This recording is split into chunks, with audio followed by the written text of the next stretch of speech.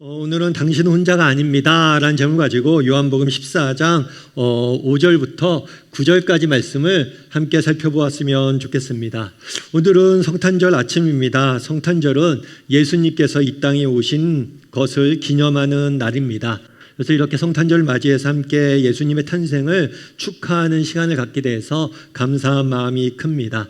오늘은 성탄절을 맞이해서 예수님은 누구신지, 또 예수님께서 이 땅에 오신 이유는 무엇인지 함께 조금 이야기를 나누면 좋을 것 같습니다. 그리고 또 함께 기도하는 시간을 좀 가졌으면 좋겠습니다. 첫 번째로 예수님은 누구시냐? 예수님은 바로 하나님의 아들입니다. 오늘 본문에는 빌립이 묻는 장면이 나옵니다. 우리 오늘 본문의 말씀을 같이 한번 읽어볼까요? 같이 읽도록 하겠습니다. 빌립이 말했습니다. 주님, 저희에게 아버지를 보여주십시오. 저희에게는 그것으로 충분합니다. 오늘 본문에 보면 빌립이라는 사람이 등장을 합니다. 이 빌립은 예수님의 12제자 중에서 한 명이에요. 그래서 예수님을 초창기 때부터 예수님을 따라다니면서 3년 이상 함께 생활하고 예수님에게 직접 배웠던 사람입니다.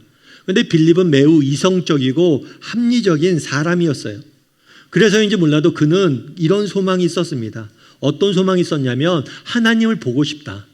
내가 정말 눈으로 하나님을 직접 보고 싶다는 열망이 컸어요. 그래서 예수님에게 요구하는 거죠. 예수님, 하나님을 저희에게 보여주시면 좋겠습니다 라고 말하는 겁니다. 종종 사람들은 이렇게 말합니다. 보이지 않는 하나님을 어떻게 믿나요? 하나님을 본 적 있나요? 저는 하나님을 봐야지만 믿겠어요. 이렇게 이야기합니다. 우리 중에도 아마 하나님을 보고 싶다는 열망을 가진 사람이 있을 수 있어요. 그래도 하나님을 봐야지 믿지 보지도 않고 어떻게 믿어? 이런 생각을 가지는 사람이 있을 수 있습니다. 물론 이런 것들이 잘못된 것이 아니에요. 하나님을 봐야지 믿겠다. 이게 잘못된 게 아닙니다. 그렇다면 어떻게 보이지 않는 하나님을 우리는 믿을 수 있을까요? 여러분, 오늘날 대부분의 사람들은 뭘 쓰냐면 핸드폰을 씁니다. 여러분들도 핸드폰을 사용하죠. 어린 아이에서부터 어른에 이르기까지 누구나 하루에 몇 시간 이상씩 핸드폰을 씁니다. 통화도 하고 또 동영상도 보고 때론 일도 하죠. 티켓 예매도 하고 정보도 검색을 하고. 그러면 핸드폰은 어떻게 작동이 될까요? 전파를 통해서 작동이 되죠. 전파를 통해서 영상 정보와 그런 음성 정보를 주고받으면서 이 핸드폰을 통해서 이용하는 겁니다. 그럼 여러분, 전파가 눈에 보이나요? 전파는 우리 눈에 보이지 않아요. 하지만 지금도 많은 전파들이 이곳에 존재한다는 것을 우리 모두는 알고 있습니다. 전파가 눈에 보이지 않지만 존재하는 것처럼 보이지 않는다고 해서 무조건 존재하지 않는 것이 아닙니다. 여러분 인생에 소중하고 가치 있는 것들을 한번 생각해 보세요. 누군가 여러분에게 당신 인생에 가장 소중한 것은 무엇입니까? 라고 묻는다면 여러분 뭐라고 답하겠어요? 돈입니까? 여러분 통장이에요? 집이에요? 차예요? 아니요. 우리의 인생에 정말 소중하고 가치 있는 것은 무엇입니까? 사랑, 우정, 명예, 이상, 꿈, 이런 것들이 정말 우리 인생에 중요한 것들이에요. 그런데 사랑이 눈에 보이나요? 우정이 눈에 보이나요? 하지만 이런 것들이 보이지 않지만 우리는 분명히 존재한다는 것을 알고 있습니다. 여러분, 보이지 않는다고 무조건 존재하지 않는 게 아니에요. 물론 보이지 않는 것을 무조건 믿을 수 없죠. 보이지 않지만 믿을 만한 근거가 있어야지 우리가 믿을 수 있잖아요. 그럼 보이지 않는 하나님을 우리가 믿는 이유는 무엇일까요? 눈에도 보이지 않는 하나님이 존재하는 걸 우리는 어떻게 알 수 있을까요? 우리가 눈에 보이지 않는 하나님을 믿는 이유는 뭐냐? 보았기 때문이에요.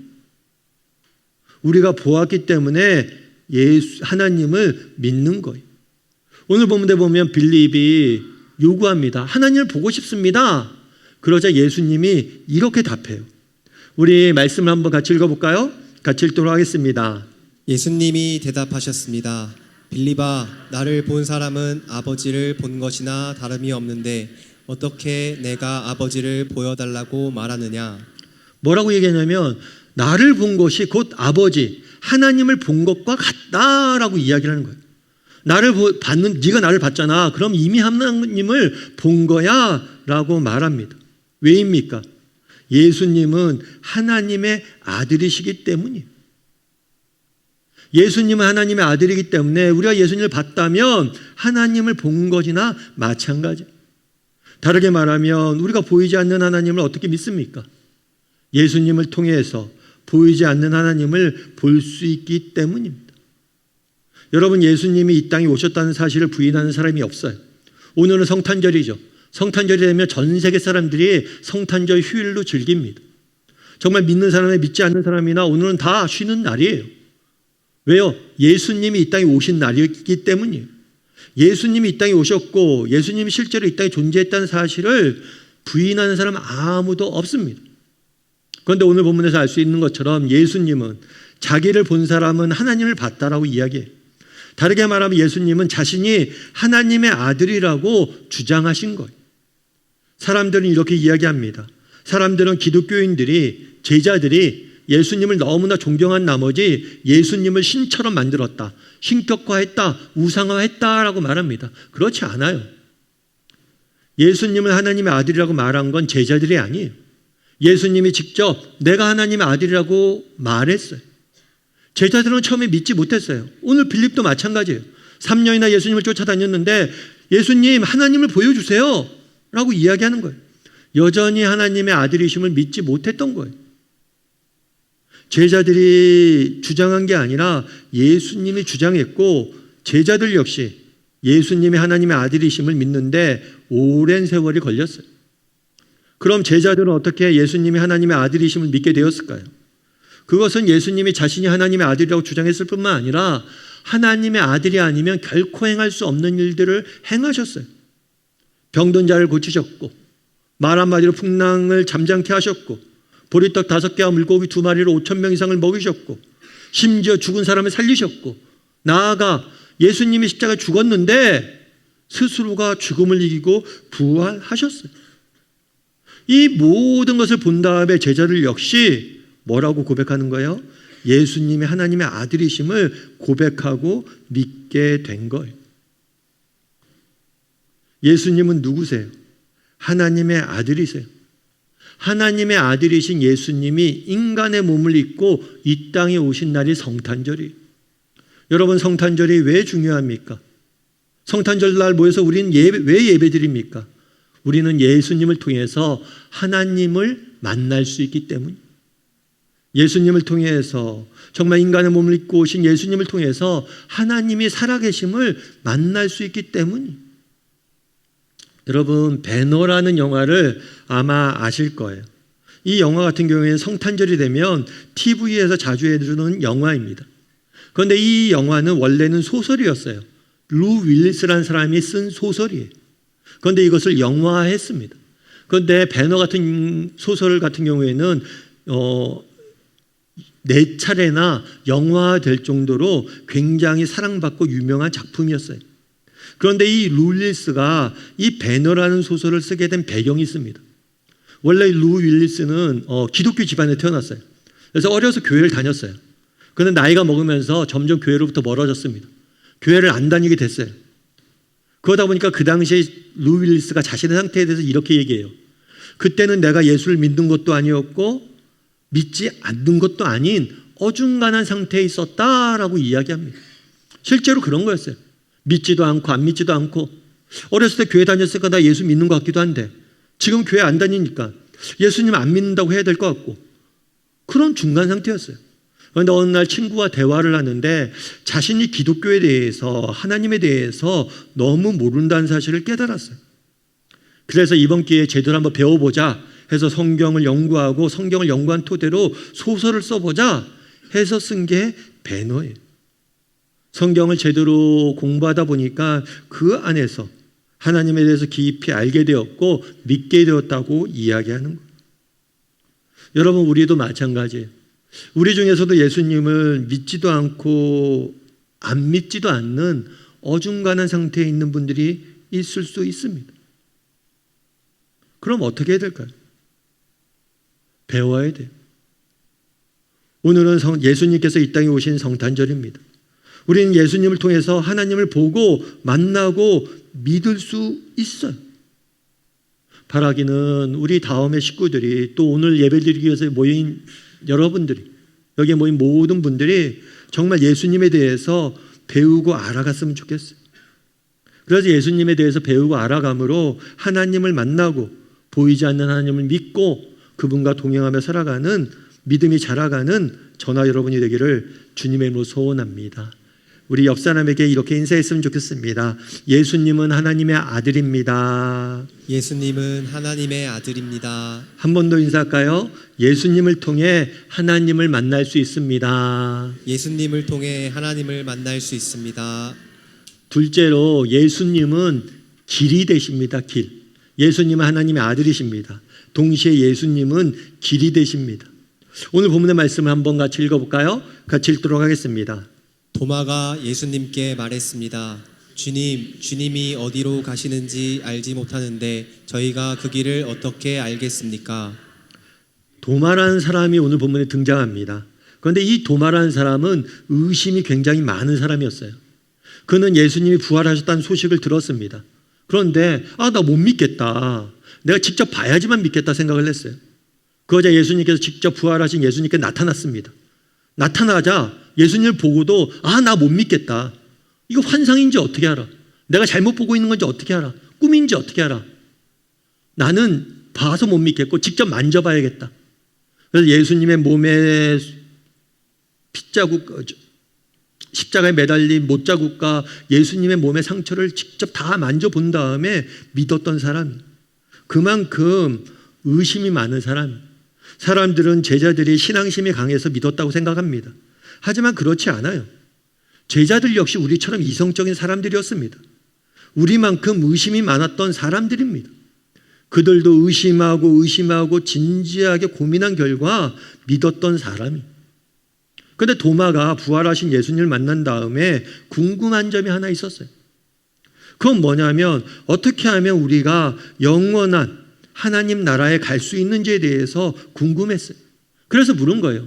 예수님, 어떻게 하면 하나님 나라에 갈 수 있습니까? 라고 물은 거. 그럼 어떻게 하면 하나님 나라에 갈 수 있을까요? 여러분, 여기 꽃이 한 송이 있습니다.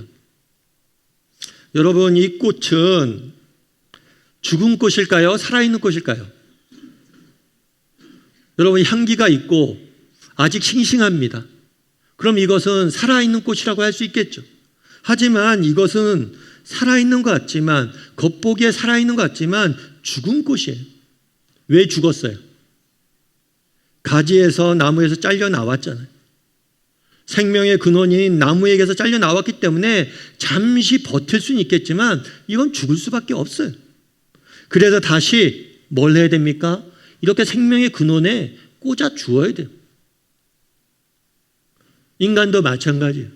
원래 인간은 하나님 안에서 하나님과 함께 지내도록 지음받은 존재예요. 그런데 인간이 스스로 하나님을 거부하고 하나님을 떠났습니다. 그 결과 우리 삶에 죽음과 고통이 찾아온 거예요. 마치 꺾여 나온 꽃처럼 당장은 살아있는 것 같지만 실상은 죽어가고 있고 실상은 고통당하고 있고 실상은 죽은 것이 우리의 본 모습이에요. 저는 목회자이기 때문에 다양한 사람들을 만날 수 있는 행운을 누린 사람입니다. 저는 다양한 사람들 만나면서 느낀 게 있어요. 그건 뭐냐면 겉으로 보기에는 좋은 환경에 무엇 하나 부족함 없이 보이는 사람들이 있습니다. 직장도 좋은 직장이고 집도 잘 살고 무엇 하나 부족한 게 없어요. 돈도 많고. 그런데 그 내면을 깊이 들여다보면 삶의 고통과 아픔, 그늘이 깊이 드리워져 있습니다.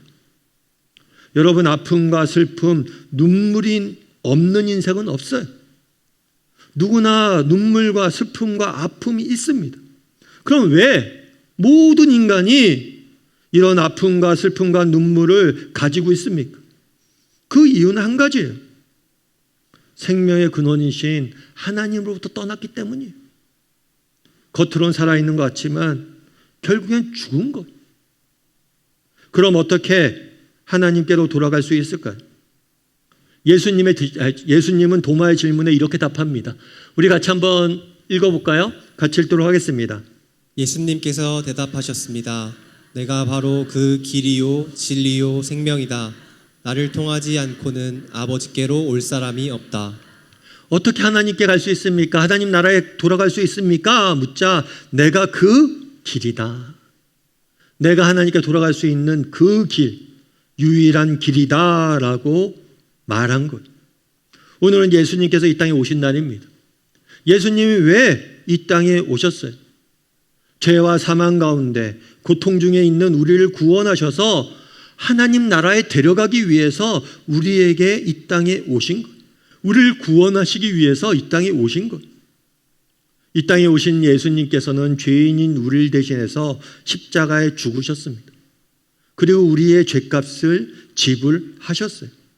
이를 통해서 우리는 죄사함을 받고 사망에서 자유함이 되어 하나님 나라에 들어갈 수 있는 것.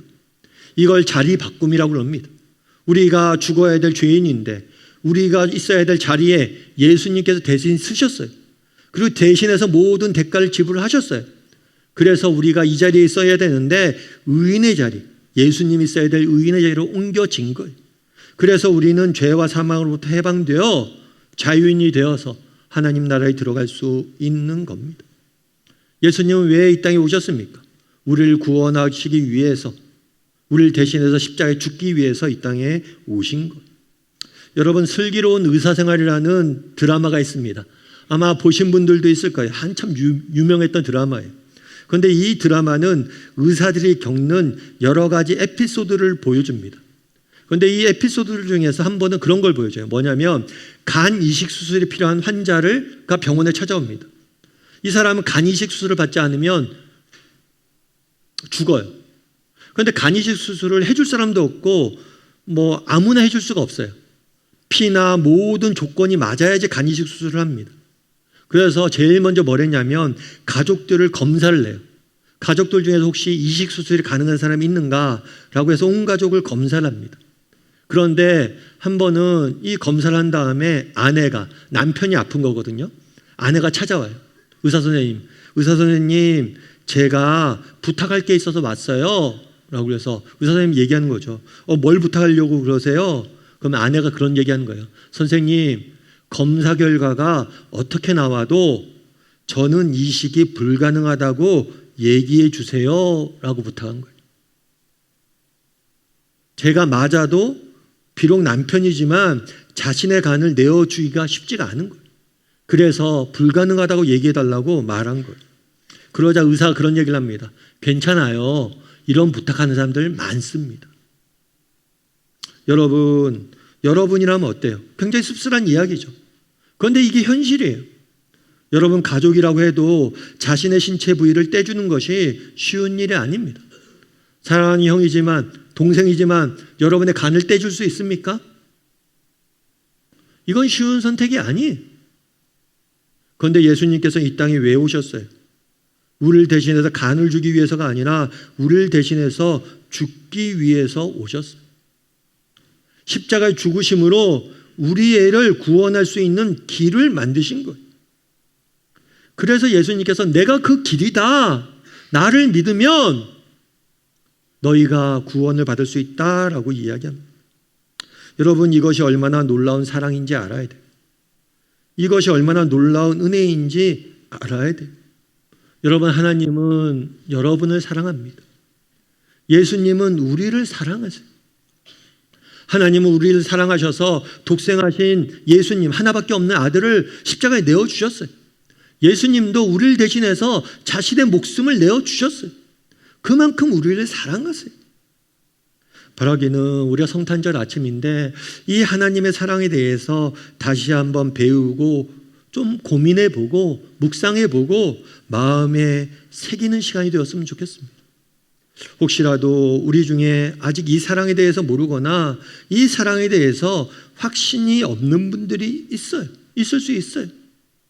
그럼 정말 하나님이 그 무엇보다도 우리를 사랑하신다는 이 사실에 대해서 진지하게 고민하고 배우고 또 그 사랑을 기억할 수 있는 오늘 성탄절 아침이 되기를 주님의 이름으로 소원합니다. 우리 옆 사람에게 이렇게 인사했으면 좋겠습니다. 예수님은 길입니다. 예수님은 길입니다.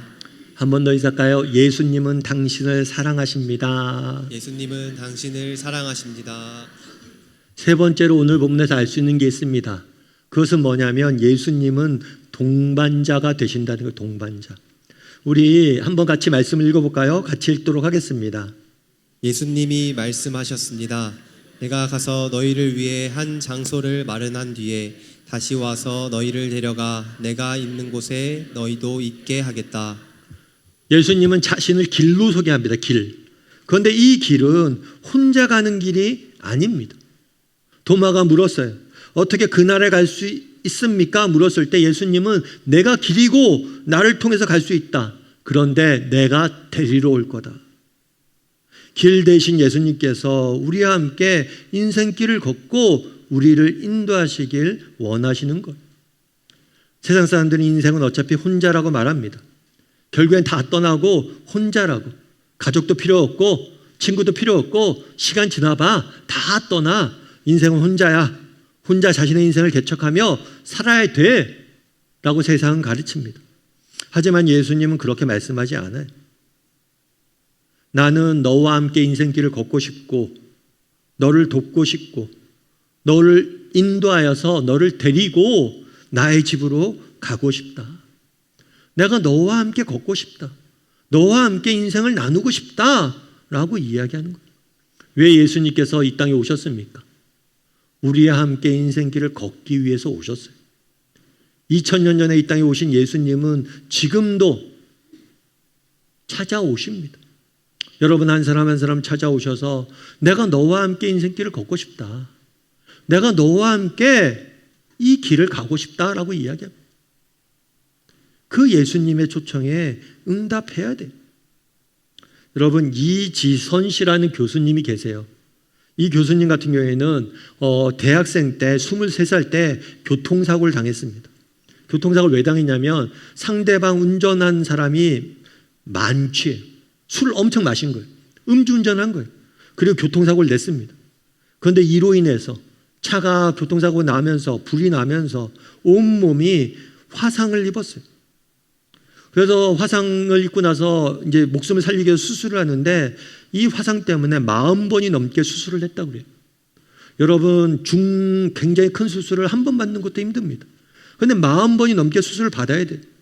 이 과정이 너무 힘들었대요. 그래서 오빠한테 그런 얘기를 했대요. 오빠가 사고가 났을 때 이 교수를 살렸거든요. 자매를 살렸거든요. 오빠 나 왜 살렸냐고. 차라리 죽게 놔두지. 이게 무슨 고생이냐고.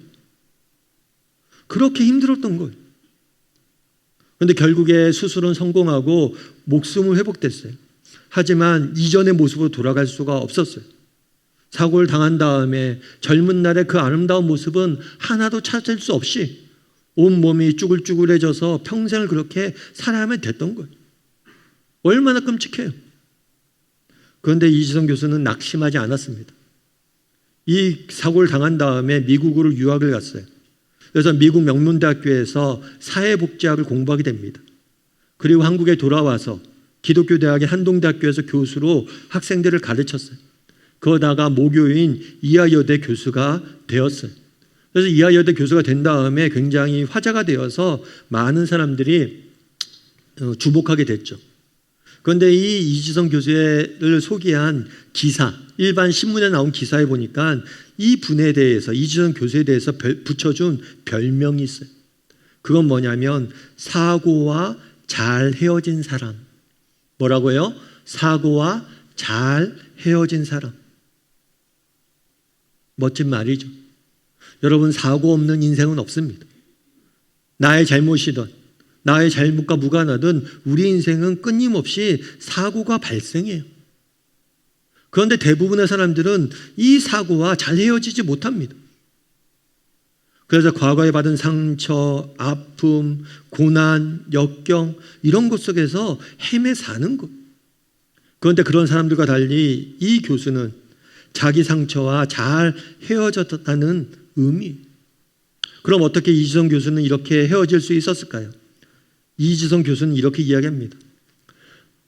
제가 누군가의 도움 없이는 살아갈 수 없는 상태에 빠졌을 때 저를 향한 완벽한 도움의 손길이 있었습니다. 그 손길이 얼마나 귀하고 소중한지를 아니까 그 손길에 연결되지 못한 이들을 돕고 싶었습니다. 병원에 있으면서도 그 일을 할 수 있길 바랬고 그래서 공부를 해야겠다고 결심을 하게 되었습니다. 왜 사회복지학을 공부했느냐?